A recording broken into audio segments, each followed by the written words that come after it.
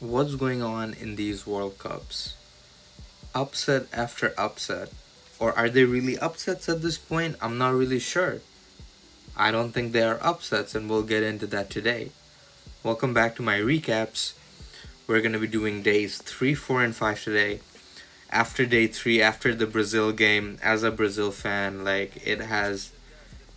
been in hibernation, man. We'll get straight into it.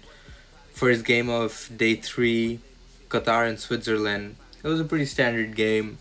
I think Switzerland were favorites, but a theme I've been noticing is that uh, African, Asian, African and Asian countries, which are usually kind of considered the underdogs and they're not supposed to really do well, they've been playing exceptionally well. Exceptionally well. So, yeah, the Qatar Switzerland game, it was very back and forth. Qatar got a last minute goal, got them over the hump. Oh, actually, not over the hump. It saved them from 0 points. They shared a point each. And then Brazil Morocco, one of the most hyped up games so far. Early on, Brazil did not look like themselves at all. Morocco had all the momentum. They scored a beautiful goal.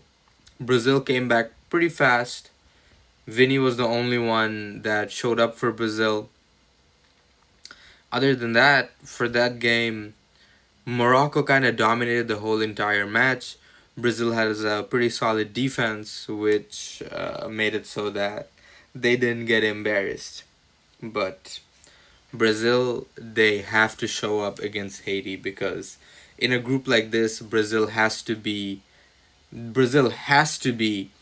top of the group. Then Haiti and Scotland. For Haiti, this is their first World Cup in 50 something ish years, maybe 40 something ish years. So they are just happy to be here, one of those teams. Scotland, they're not really expected to do much either, but they edge out Haiti like I predicted 1-0. Then let's move on to day 4. Day 4, we had 5 games, a lot of games in day 4. Started with Australia and Turkey. I was surprised. Turkey has a really solid team, and they are kind of the dark horse contenders for this World Cup, but they got dominated by Australia. Straight up dominated by Australia. Australia played fantastic. Then, second game, Germany and Curacao. Or Curaçao, I'm sorry. Scoreline gave me PTSD. Not much to say. But when Curaçao scored the equalizer, I like I was like this. Japan and the Netherlands, that was a really good game. Really good game. It felt like watching a David Goliath type of match. Again, one of those games where the underdogs really showed up. Really showed up. Beautiful stuff. Then the next game actually was Cote d'Ivoire versus Ecuador. This actually happened in the city that I'm in, Philadelphia. Ecuador fans had taken over the city, but unfortunately, last minute goal saw them losing the game. Unfortunately, the party is cancelled, but I think Cote d'Ivoire did deserve that win. Sweden versus Tunisia. Tunisia lost so bad they sacked their manager. I am shocked that in the middle, like after the very first game of the World Cup, they sacked their manager. I'm not sure I'm not sure what the vision is, but Sweden played really well. They have a really decent squad and they showed up for their first game against Tunisia. And then day 5, that was today.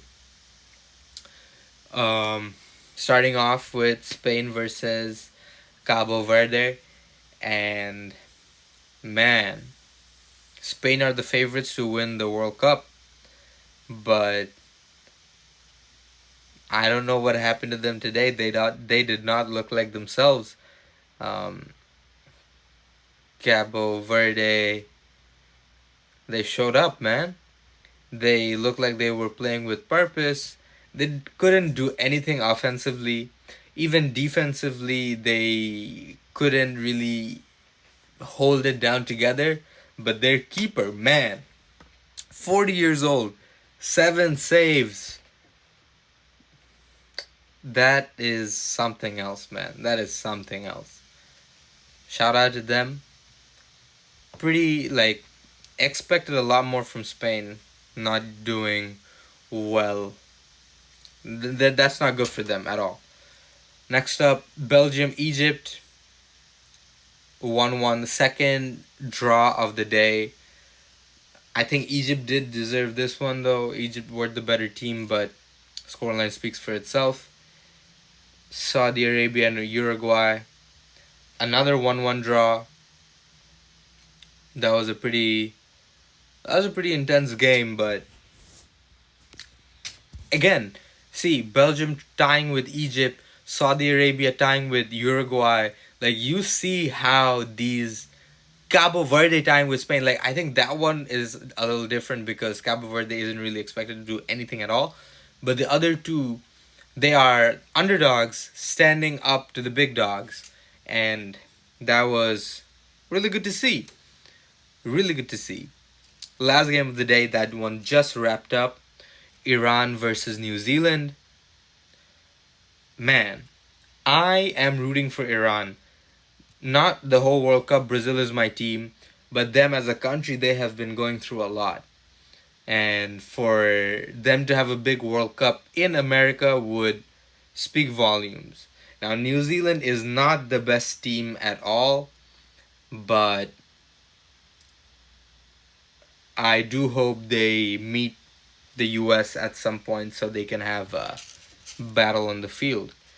Iran played with purpose. They looked like they were hungry. They went down 2 times. They could have given up, but they fought back. They fought back both times, and I would argue they were actually the better team. They had a few chances at the end. I wish they would have converted one, but the score did stay 2-2. 4 ties today. Tomorrow's another big day. I'm gonna be doing a separate video for the predictions, so check that out because I'm really good at predicting, and trust me, like you'll know ball.